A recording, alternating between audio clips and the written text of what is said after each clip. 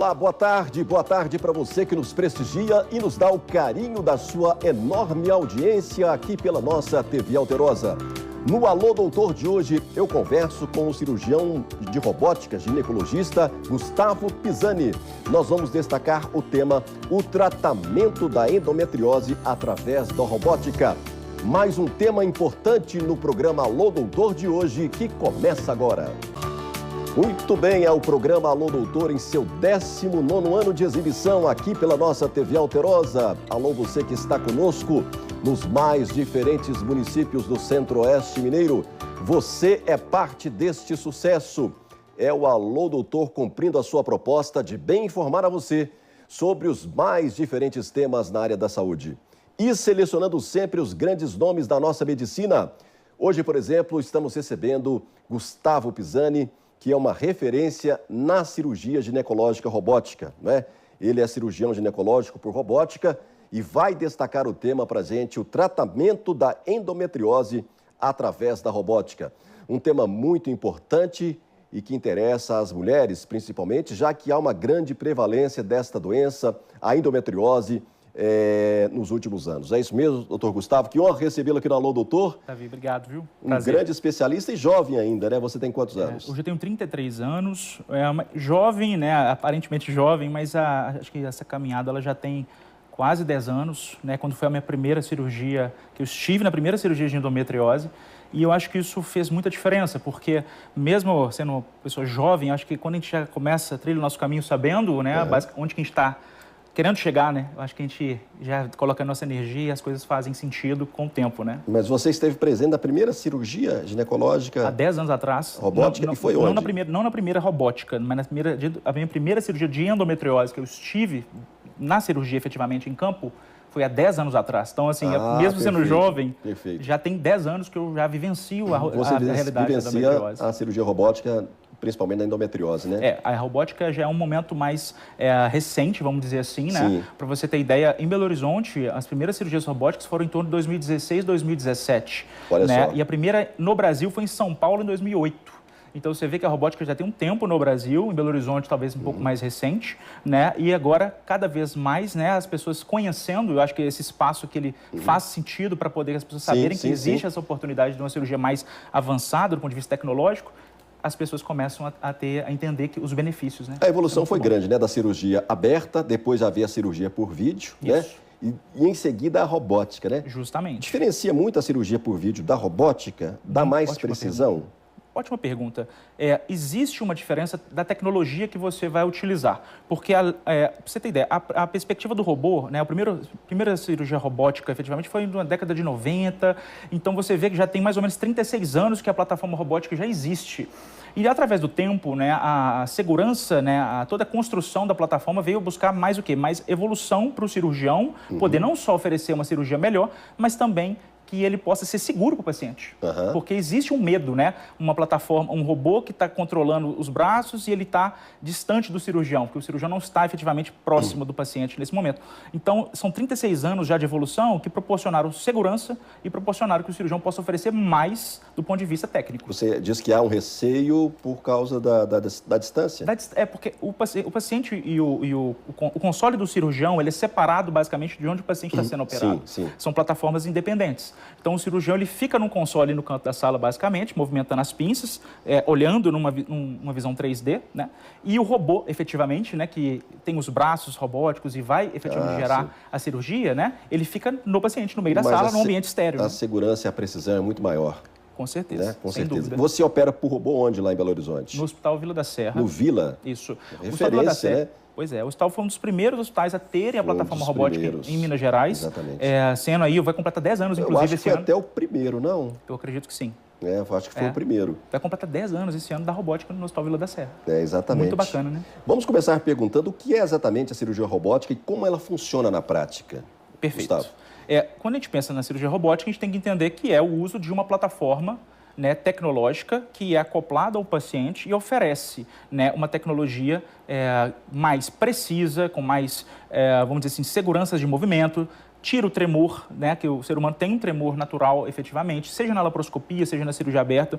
Então, o braço robótico ele é estático, ele consegue reduzir esses ruídos, efetivamente. Então, os movimentos são mais precisos, diferentemente, por exemplo, da laparoscopia, né, que os instrumentos são retilíneos, na robótica a gente consegue simular o movimento de um punho. Então, a pinça dentro do paciente, ela faz o movimento de um punho, o que facilita muito, principalmente para a cirurgia ginecológica, que é na pelve, uma região muitas vezes estreita, né? Porque é como se fosse um funil, eu sempre falo assim. A precisão tem que ser ainda maior. Você tem um pequeno espaço para fazer um grande movimento, vamos dizer assim. E às vezes é o que diferencia, por exemplo, de você conseguir fazer uma dissecção sem ter, às vezes, uma lesão de um órgão lateral, alguma coisa assim, por conta dessa precisão. É importante destacar que o robô nunca opera sozinho, né? É sempre operado por um médico, né? Muito bom, né? Ou controlado, né? Pois é, existe um medo, aparentemente, né, de achar que o robô faz tudo, e ele não faz. Né? Eu acho que a gente está um pouco distante dessa realidade, né? Existem várias variáveis ainda para a gente chegar, talvez, num nível de um robô operando sozinho, e eu acho que está um pouco distante ainda, talvez, mas não é o robô que opera, e o cirurgião, ele utiliza, basicamente, a plataforma para poder amplificar aquilo que ele já tem de bom. Então, quanto mais técnico ele for, quanto mais ele souber de anatomia, mais ele vai conseguir explorar o robô para poder fazer uma cirurgia de mais alta qualidade. Destaque para a gente, Gustavo, as principais vantagens da robótica em relação à cirurgia tradicional e à laparoscopia. Certo. Esse é o grande dilema hoje. É importante saber que quando a gente pensa em condutas em medicina, a gente sempre pensa no desfecho para o paciente. Isso faz a grande diferença e o que, vamos dizer assim, chancela o uso da tecnologia. Então, quando a gente pensa na robótica, a gente tem hoje a ergonomia do cirurgião, que é aumentada, o nível de tecnologia dos equipamentos que a gente usa para corte e coagulação são muito superiores, o posicionamento do paciente é mais estável, não precisa de grandes variações de posição na mesa cirúrgica, porque você tem uma exposição já que é favorecida por conta do próprio robô. Né? Você tem menos sangramento naturalmente, você vai ter um tempo cirúrgico talvez menor pelo ponto de vista da cirurgia, não estou falando da montagem completa, obviamente. Sim. Né? E isso proporciona, obviamente, ser um cenário muito mais propício, por exemplo, do que a cirurgia aberta, que tem grandes cortes muitas vezes, e também da cirurgia laparoscópica, que não tem toda essa tecnologia muitas vezes envolvida. Essa tecnologia, exatamente. Claro que existem também sistemas laparoscópicos de alta qualidade. Mas se você for pensar o que a robótica pode oferecer, é como se a laparoscopia chegasse até um determinado ponto e a robótica conseguisse te dar mais poder para poder avançar mais. E de fato é mais segurança para o paciente, né? Com certeza. Eu acho que se você vê o desfecho do paciente e associado principalmente a uma plataforma tecnológica que nas mãos certas ela pode proporcionar, vamos dizer assim, mais controle para o cirurgião, porque a plataforma dá mais poder para o cirurgião, né, mais autonomia, né, centraliza muito nele, com certeza a segurança ela vai acabar sendo maior também. Todos os tipos de cirurgia podem ser feitas por robô? Claro, todos é muito, né? Mas eu acredito que tem... As principais, talvez? Sim, as principais do abdômen, aparelho digestivo, próstata, que é a mais famosa, porque a gente vê o benefício claro hoje na cirurgia do câncer de próstata, né, inclusive. Mas, por exemplo, já tem cirurgias cardíacas por robótica, né? Às vezes as pessoas nem sabem que isso existe. Câncer de mama, já vi também algumas plataformas. Também? Plástica, não cheguei a ver nada ainda, mas... Para te falar, como a medicina evolui muito rápido, para existir, eu no momento não saber, alguma coisa. Pode ser que sim. Tá. Em tempo de recuperação também muda muito, né, para o paciente? Com certeza. Quando a gente pensa em cirurgia, o que deixa se faz que o pós-operatório seja melhor para o paciente é quanto menos a gente mexe na cavidade abdominal, vamos pensar na nossa cirurgia, né? E quanto menos a gente também precisa ter movimentos dos trocárteres no abdômen também. Né? Então, isso faz com que a recuperação seja mais interessante para o paciente. Então, o corpo sente muito menos o trauma, efetivamente, quando você tem uma cirurgia que você tem portais pequenos, né? Faz um tempo de preferência menor e, naturalmente, com pequenos cortes e menos mobilização. Reduz dor, cicatriz no pós-operatório. Com certeza. Isso é uma coisa que a gente visualiza, sabe? Os pacientes, eles sentem menos desconforto, porque as incisões são pequenas também, né? Então, assim, é proporcional, assim, né? Quanto menos invasivo, né? A gente fala da cirurgia minimamente invasiva, quanto menos invasivo a gente melhor a gente, né? Mais benefício a gente gera para o nosso paciente. Agora, por que essa cirurgia, a cirurgia por robô, ela não está disponível, né? A todas as pessoas, né? É custo, é acesso? O que tem dificultado ainda? É bem mais caro operar por robô? Isso é uma questão muito interessante. Quando eu estava lá na França, inclusive, com o Horace Roman, né, no Instituto Você esteve na França, né, há pouco tempo? Isso mesmo. E está indo no segundo semestre. De novo, assim, eu fiquei encantado, né, com o serviço de endometriose. Você tem cara de francês mesmo, viu? Pois é, já me falaram isso outro dia. Mas basicamente... Mas o sobrenome é italiano. É italiano, pois Pisani. Eu também estive na Itália, né, aí não tem jeito, né? Mas e aí, o acesso? Mas basicamente, lá eles fazem, no Instituto Franco-Europeu, que é um dos maiores centros de endometriose do mundo, quase 70% das cirurgias são robóticas, né? Então, eles falam também que é caro para eles, a gente está falando de Europa. Então, assim, para eles já é um custo maior. Para nós também, então já reflete também que é uma cirurgia mais cara, sim. O que acontece é que a tecnologia, ela ainda, no nível que ela é oferecida, né, pelo robô, ela é mais cara efetivamente também. Só que agora nós temos até acesso a robôs mais, vamos dizer assim, que estão mais acessíveis para o sistema, né, o sistema de saúde. Então pode ser que nos próximos 3, 4 anos a gente veja uma mudança da acessibilidade, né, uma vez que tem plataformas de outras... Com certeza, vai popularizar. Já está popularizando, né? Às vezes plataformas têm 30% do custo da plataforma pioneira, né, que foi a plataforma da Intuitive. Então, assim, são coisas que estão acontecendo, né, e certamente vai chegar no dia a dia da gente, né? Ok. Então, o Belo Horizonte hoje tem quantos robôs lá operando? Olha, tem muitos já. Deve ter o quê? Uns 10 já? Olha, se a gente for contar hospital por hospital, vamos falar, quase 10. Quase 10, né? Para a gente contar um a um. Em Minas Gerais, nos grandes centros, talvez Juiz de Fora. Assim, uns 12, 15 em Minas, talvez. Tem Montes Claros, que eu sei. Montes Claros também, né? Berlândia. Divinópolis precisa já de um robô, com né? certeza, não tenha dúvida. Já está no momento, Não né? tenha dúvida. Divinópolis é uma cidade grande, né? Uma cidade que tem condição de ter o robô e, assim, muita gente vai se beneficiar. Com certeza. Tudo bem. Vamos entrar mais agora. Quanto tempo nós temos ainda, Rodrigo? 1 minuto e meio. Vamos falar da endometriose, que nós vamos destacar muito no próximo bloco. Ok. Muitas mulheres sofrem hoje. Qual a porcentagem das mulheres que sofrem com a endometriose hoje? O que nós temos hoje de conhecimento do ponto de vista de estatístico é em torno de 10%, mas a gente sabe que pode haver, né, uma porcentagem maior que não é diagnosticada. Mas já é muito 10%. 10% da população mundial, né? Então, é muita coisa. Se eu for pensar no Brasil, 110 milhões de mulheres, vamos colocar assim, então seriam mais ou menos 11 milhões de mulheres que podem ter endometriose. Se a gente fosse chegar até 20%, nós estamos falando de 22 milhões de mulheres, né? E tem as pacientes que têm endometriose e não são sintomáticas, né? Que às vezes nunca vão saber também. Tá. Tem a endometriose que é sem sintomas. Pode existir sim, né? Na verdade... Porque na maioria das vezes a mulher sente muita dor, né? Quando ela sente dor, a gente descobre que ela tem, aí sim, mas a gente não tem como saber quantos pacientes têm endometriose, mesmo que sejam focos pequenos, que às vezes nunca vão evoluir, porque uma coisa é existir, outra coisa é ter sintomas, né? Tá, nós vamos chamar o intervalo, nós vamos falar mais de endometriose daqui a pouco. Beleza. Daqui a pouco a gente volta então com o Dr. Gustavo Pisani. Ele é um cirurgião ginecológico por robótica e destaca o tema o tratamento da endometriose através da robótica. Um grande especialista hoje no Alô Doutor. Já já a gente volta, não sai daí.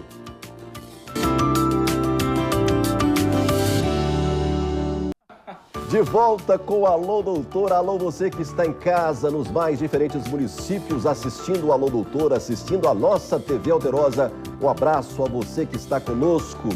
O Alô Doutor, nesses 19 anos, cumpre a sua proposta de selecionar sempre os grandes nomes da medicina, trazendo temas importantes para a promoção da sua saúde.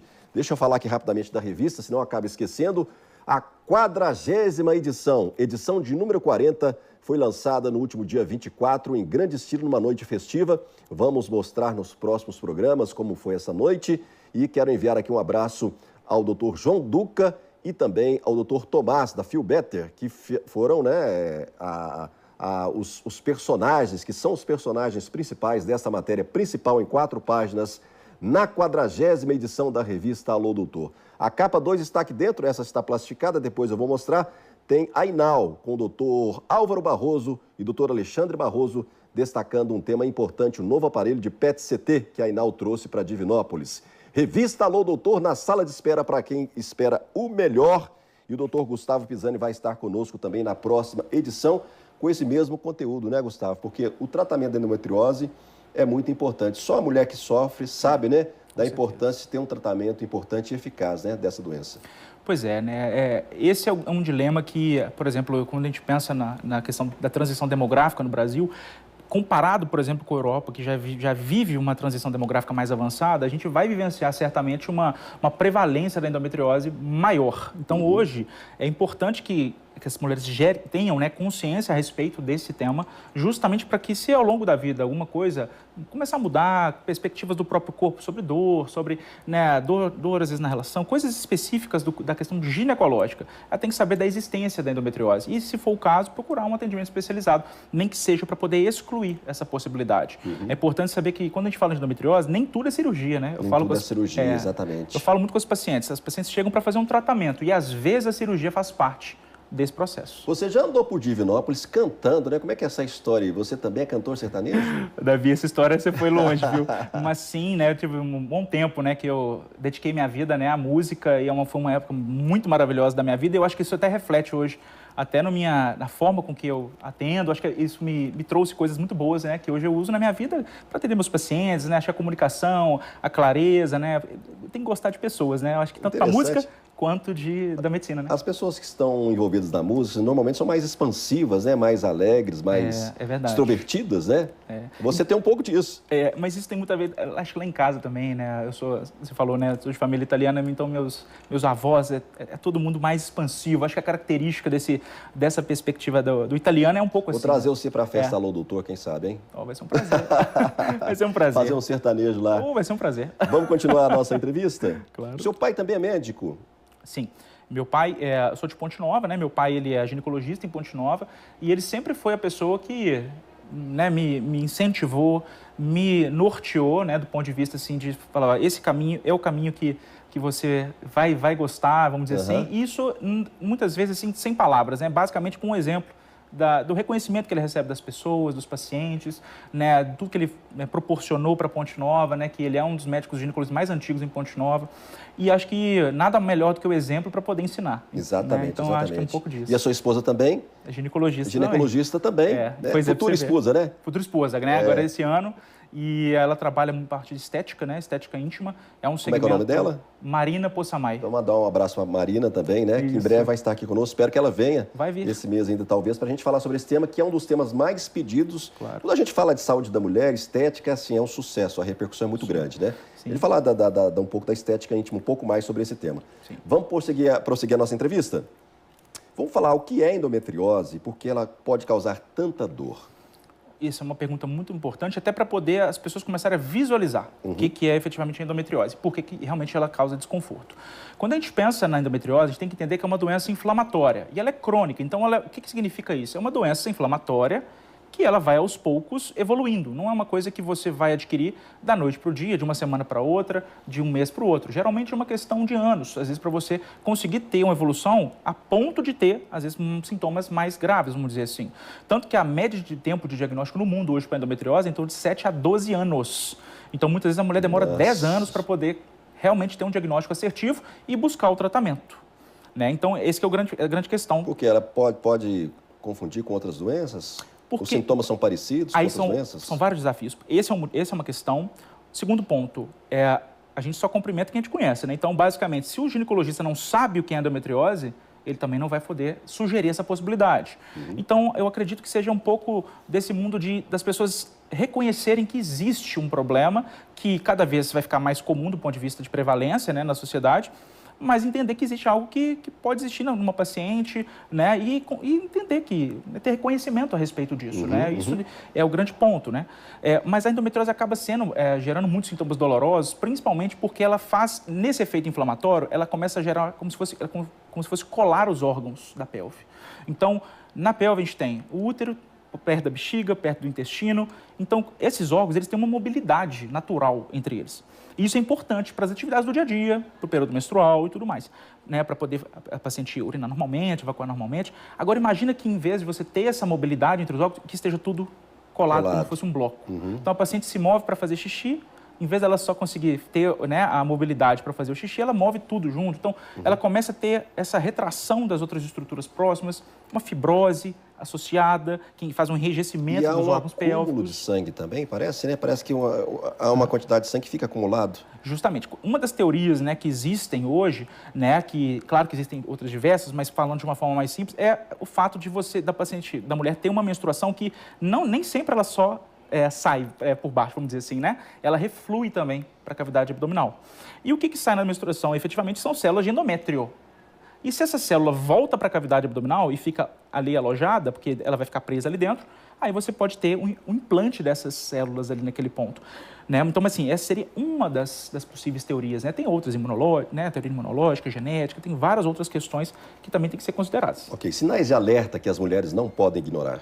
não podem ignorar dor pélvica que vem progressivamente aumentando ao longo dos anos, efetivamente. Então, tudo é uma questão de comparativa. Se você, no ano passado, estava bem, né? Não estava sentindo nada, estava tendo menstruações regulares, tudo certinho, e no ano seguinte começou a ter menstruações mais dolorosas, começou a ter dor na relação, efetivamente, às vezes está tentando engravidar há mais de um ano, não consegue, né? Isso tudo são sinais que podem sugerir a endometriose. Então, a gente tem que identificar esses sintomas para poder buscar, efetivamente, a ajuda especializada. Muito bem.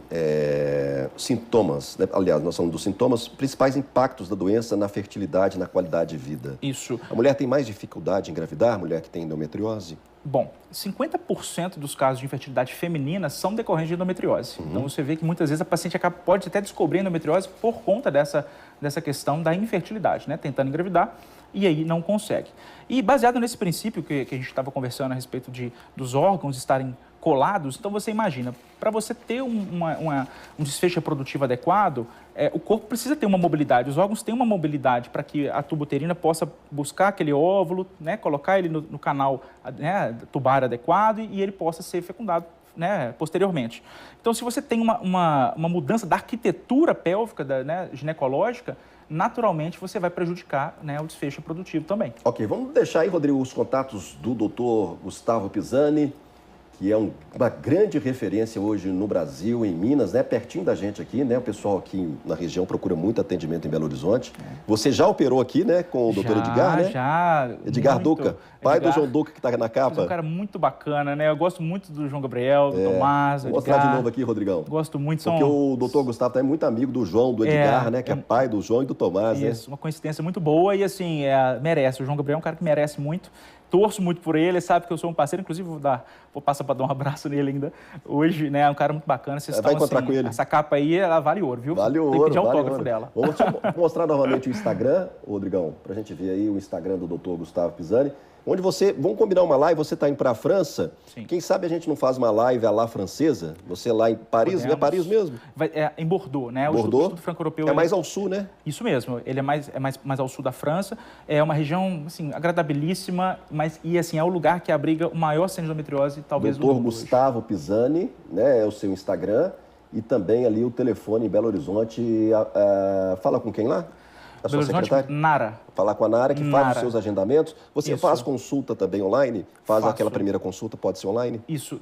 Davi, hoje, praticamente, eu tenho recebido muitas pacientes do interior e a consulta online é uma ferramenta muito poderosa e eu sempre falo com as pacientes que elas podem fazer a consulta online primeiro e depois, posterior, para, né, agilizar, às vezes, o atendimento. Sim. E, posteriormente, elas vêm ao consultório, né, sem custos adicionais de nova consulta, para poder se conhecer pessoalmente. Tem pacientes que, às vezes, me procuram, faz a consulta online e me conhecem na hora da cirurgia, para você ter ideia. Mas a gente tem que construir uma relação de confiança, né? A pessoa tem que sentir à vontade e ver que o que a gente está oferecendo realmente é aquilo, né, que vai ser conversado e que a gente propõe.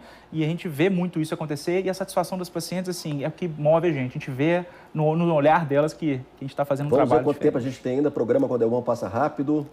Quanto tempo ainda, Rodrigo? 3,5. Olha só. 2,5? Meu Deus do céu. Vamos aqui finalizar a nossa pauta. Quando a cirurgia robótica é indicada no tratamento da endometriose? Ótimo. A endometriose, ela talvez seja um dos cenários mais complexos quando a gente fala em cirurgia ginecológica. É uma doença que ela muda a arquitetura da anatomia pélvica.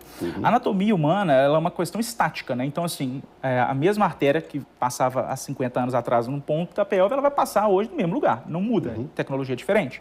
Então, a gente tem que entender, né, basicamente, que a grande dificuldade da endometriose é que ela muda essa arquitetura por causa das fibroses, das aderências, né, e tudo mais. Então, a robótica ela entra nesse ponto. Como a gente aumenta a precisão, a gente aumenta, né, o poder do cirurgião do ponto de vista tecnológico para poder fazer as dissecções, para poder fazer o manejo de coagulação e tudo mais, a gente consegue oferecer, né, uma cirurgia mais segura. Então, fica muito bem indicado hoje para endometriose infiltrativa, né, e também, às vezes, para questões oncológicas. Com chance de aumentar ainda mais e preservar a fertilidade, né? Esse ponto é o ponto-chave, né?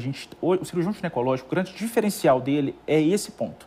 É você não só preservar a fertilidade da paciente, que muitas vezes jovem tem endometriose, tem um acometimento da estrutura, né, ginecológica, reprodutiva e quer engravidar, mas mais do que isso, a gente preservar também as estruturas que produzem a parte hormonal, né? Que é a qualidade de vida do paciente, né? Benefícios dos mais diversos, né? Para os casos mais complexos, Com certeza. principalmente da chamada endometriose profunda. Isso mesmo. Doutor Gustavo, quero agradecer muito a sua presença, as suas considerações finais, por favor. Quero deixar mais uma vez ali, a título de mais informações sobre o tema, não é? Isso não é nenhuma propaganda, realmente é uma forma da gente divulgar o contato do médico, né? Perfeito. Porque eu acho importante o profissional, né, receber esse contato e tirar outras dúvidas, porque não dá para a gente falar de tudo em 30 minutos, né? Eu acho que é importante a gente deixar o telefone e o seu Instagram também, tem um direct lá também para você, né? Suas considerações finais, por favor. Bom, eu acredito que quando a gente está pensando a respeito de endometriose, acho que muitas vezes a paciente pode estar vendo esse vídeo, às vezes ela não vai ter no momento um interesse genuíno naquilo, porque ela não está vivendo. Mas ouvir falar, eu acho que toda mulher, assim como a gente fala de câncer de colo de útero e tudo mais, prevenção, a gente tem que ter conhecimento disso, porque eventualmente, se surgir algo diferente, né, você viver uma experiência diferente talvez no seu corpo, você já vai ter vai fazer aquela conexão com esse tema, né? Então, assim, já vai te direcionar talvez a um profissional que possa te ajudar. E às vezes eu vejo muitas pacientes que procuram outros profissionais com especialidades diferentes, que às vezes tomam tempo, né, e acabam não chegando onde precisa. Deixar uma revista com você, obrigado pela sua presença. Davi. Até uma oportunidade. Você vai estar na próxima edição, em breve, numa capa, você e sua esposa. Aqui, ó, Joãozinho. A gente volta, portanto, no próximo sábado, à 1 da tarde. Eu espero por você. Saúde para todos, Minas Gerais.